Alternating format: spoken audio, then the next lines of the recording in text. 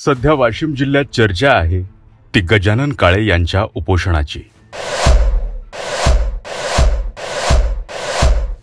1 जुलै रोजी गजानन काळे यांनी नगरपंचायत अधिकारी व ठेकेदारांच्या मनमानी कारभाराविरुद्ध आमरण उपोषण सुरू केलं।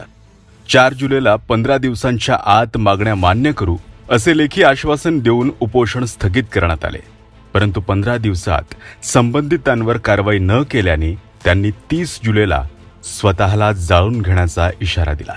त्यानंतर नगरपंचायत मुख्याधिकारी यांच्याकडून आंदोलनकर्ते गजानन काळे यांना तक्रारीची तात्काळ दखल घेऊ असे लेखी आश्वासन देत आत्मदहन स्थगित करण्यात आले।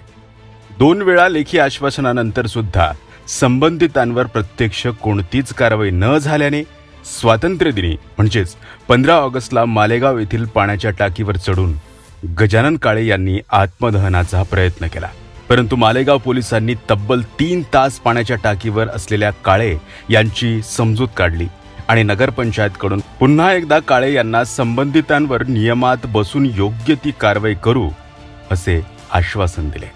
अखेर कधीपर्यंत आश्वासनाची कसोटी सुरू राहणार? प्रशासन फक्त राजकीय नेत्यांच्याच उपोषणाची दखल घेतात का? सामान्य माणसांच्या समस्या नाहीत का? असे असंख्य प्रश्न सध्या भेडसावत आहेत।